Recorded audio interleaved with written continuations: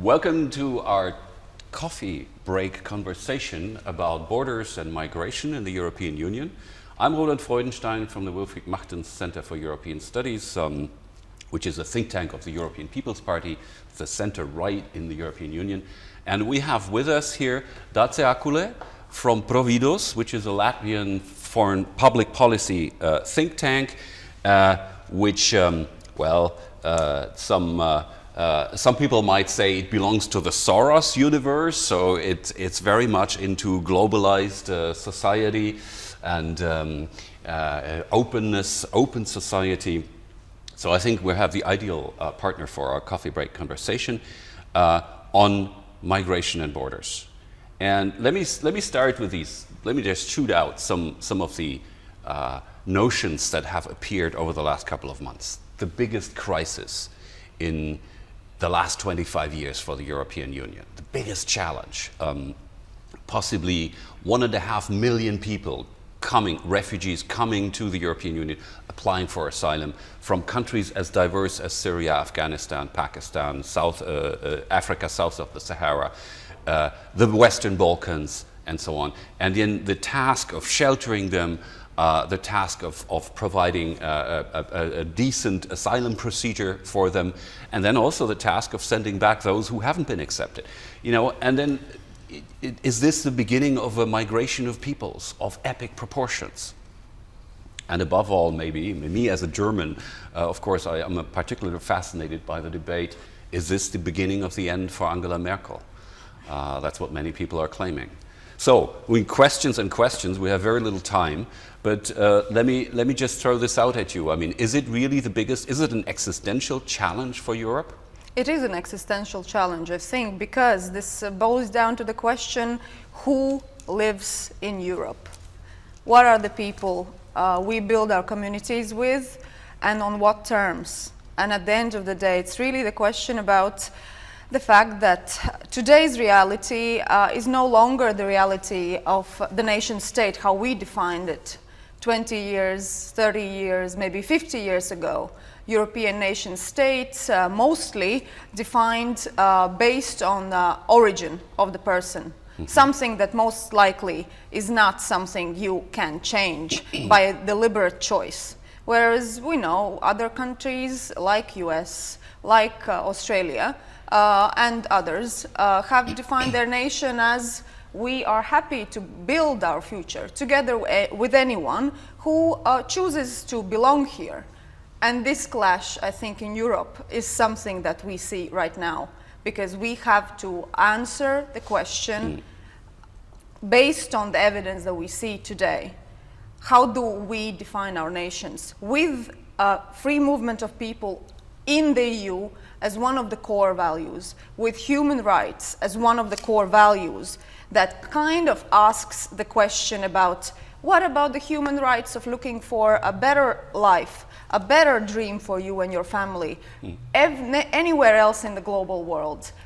We have these asymmetric rights of migration that belong to the rich, prosperous countries, including Latvia, that joined this club after historical suffering we did 24 years ago. But there are many other countries, citizens, who don't have this right of mobility in the world. So many big questions coming out of this. And because of that, yes, this is an existential moment for you to come up with good questions and also good answers, and not waste energy on nitty-gritty of the technical deals on action plans, how we welcome the people. Okay, Dace. Let's say we go out into the street with a microphone and we interview passers-by, and we ask them, look, national sovereignty, it's an illusion. In the 21st century, globalized world, national sovereignty doesn't exist anymore. Borders are illusions. What do you think they would answer us? Wouldn't they have a point in saying that, listen, borders may have changed character, but we need to be in control of who comes into our country and who doesn't. That's our basic human right. What would you answer?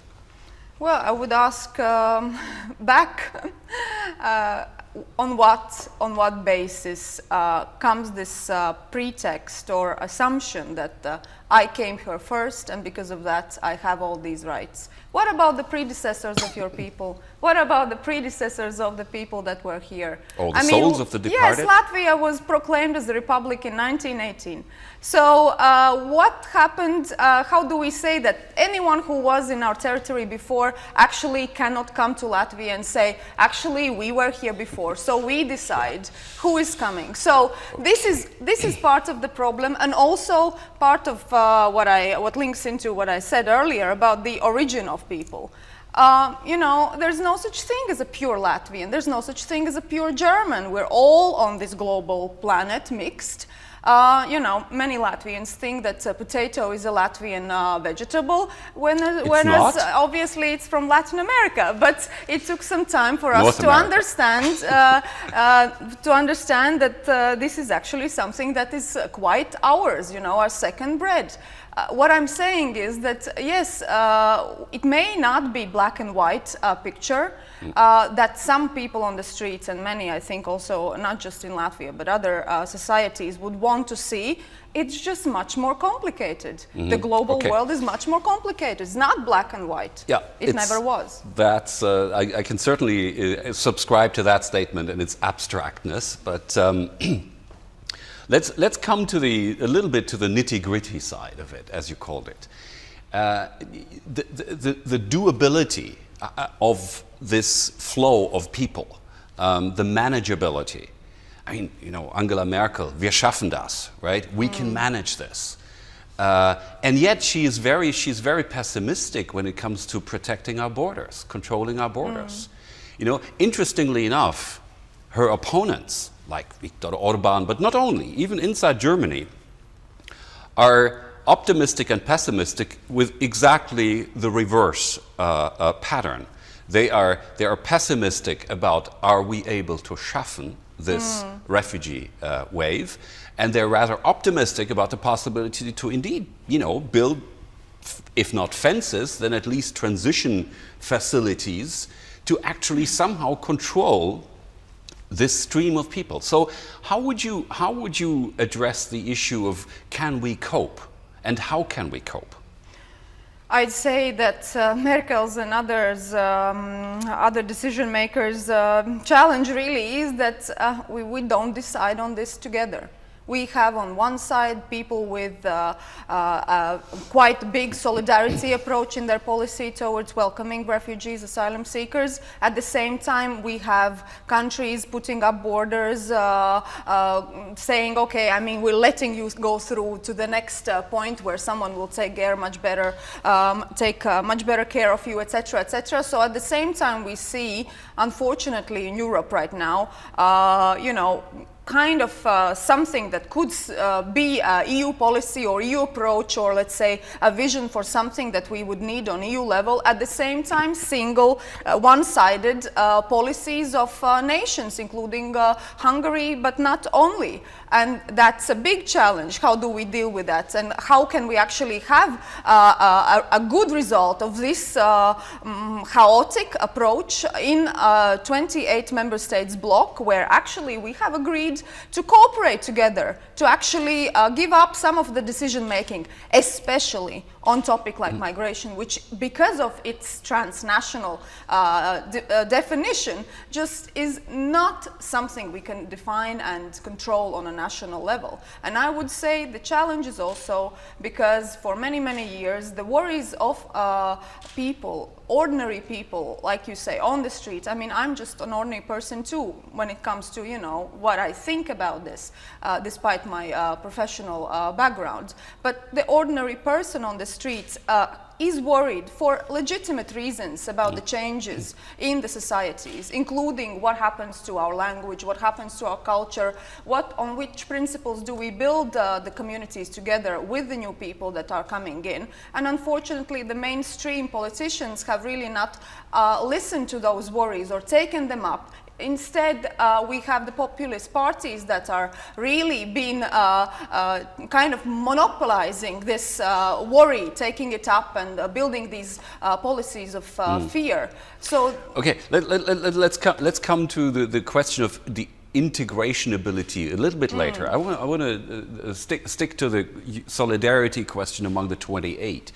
So more Europe is the answer, right? I mean, that's been our mantra for about 20 years now. Any problem that appears in Europe, in a member state, in a region, wherever, the ultimate answer is more Europe.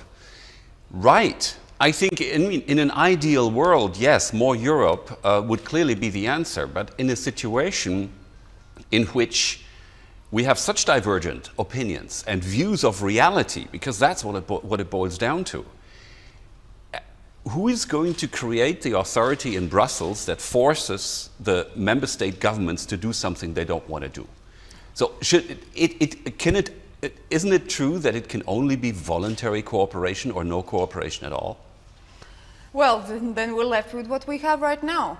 Unfortunately, I have no other solution. I'm willing to think outside of the box, but I'm also not coming up with anything else. But we need more Europe. Also, with regard to, current problem is also this, as we just heard in the previous conversation, that Europe is not comfortable with conflicts, with not consensus building whenever we take a decision. On these migration asylum seeker issues, we unfortunately have an ongoing problem with several nations being blocked out of the consensus because of their position being totally different from the EU position, and it is a big problem. But I don't find anything else than more Europe when we go into the decision making on what we do. And I have to say that right now, I mean, we have now this number of 3 million people that may come to Europe, that may need our help in the next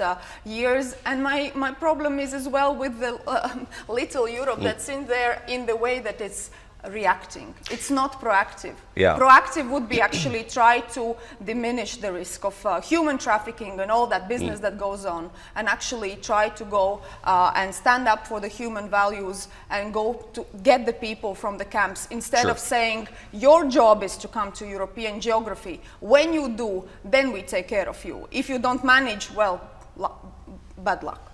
Yeah. Okay, first of all, the group of countries that you mentioned is largely composed of the new member states from Central and Eastern Europe, speaking very generally. And second, but they do have some arguments going for them, no, don't they? Like, for example, they are saying that the Geneva Convention that we all signed, which obliges us to save the lives of people whose lives are threatened from civil wars or for discrimination or whatever, that does not necessarily mean that they can select the country of their residence in their status as an asylum applicant or an asylum seeker. So isn't there a method to save their lives and improve their fate actually outside of the European Union, in the neighboring countries of the trouble spots and the war zones? Wouldn't that be a much better solution? And then on solidarity, do you think it's right that some people in Western Europe are actually talking about cutting the funds of the European, of the different mechanisms of European solidarity, because in their eyes, in the eyes of these West Europeans, the countries in Central and Eastern Europe are not showing enough solidarity about the refugees? So, you know, is it like, first of all, trying to take the aid to the refugees instead of the refugees necessarily putting them into the European Union? And second, the question of solidarity, a one-way or a two-way street? Well, I mean, third countries' capacity to take on such a large burden of this crisis, what about that? I mean, do we just say, you know, we throw money on the problem and with that we are okay as a block of human rights defenders as well? I don't know. As a citizen, I'm not okay with that, but maybe the majority is. I'm open-minded to be defeated in my persuasiveness. You know that this is the deal. And also, let's look at it from a perspective of a human. People who have some of them already spent 4 years in these asylum seekers camps. Imagine what 4 years is in your lifespan. Imagine what 4 years in a refugee camp is for a child. What kind of education, development prospect do they have? I went to music and art school in Latvia. I don't think they have these choices available to them. But that's it. So that third country, we can't just let them sit there and say, you know, I mean, we are Fortress Europe, you deal with that. And also because the root of the causes is partly linked with the inconsistency of policies that EU has developed. Many things, including the common agricultural policy, not letting the products from outside of the world come in on good terms, etc. And on solidarity, of course, there are legitimate problems. Coming back to our history, going back to saying, look, you took decisions over our heads.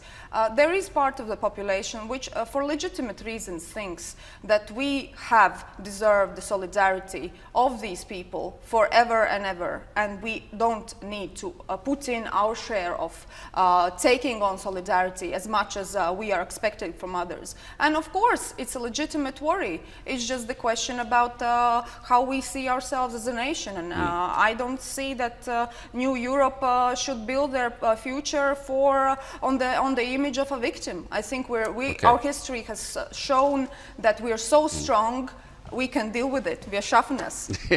Okay. Well, so, you know, about Angela Merkel, finishing on that person, that person that is embattled as never before. You know, some people see her as the savior of European humanity, and others see her as the gravedigger of Christian Europe. The truth will probably be neither of these two extremes, but let me just finish up on this one note. I think in this debate we all have to climb down from our rhetorical trees and seek common ground.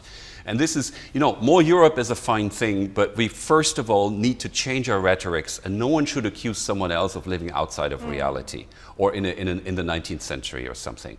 It's just not conducive. It's nicht hilfreich, as Angela Merkel would say. It's not helpful, and that's a death sentence coming from her usually. I would agree, and that goes back to what I said in the beginning. Let's decide which are the most important questions we should debate on. Indeed. Because if we waste our energy like we do in European Union with 28 countries being in, it takes a lot of time to understand what each of us thinks. So if we use that time on the wrong questions, we will not get far. All right. Well, thank you very much, Dace. I think it was as much as we could produce in 20 minutes. I hope to see you all again at the coffee break conversations of the Riga conference. Thank you.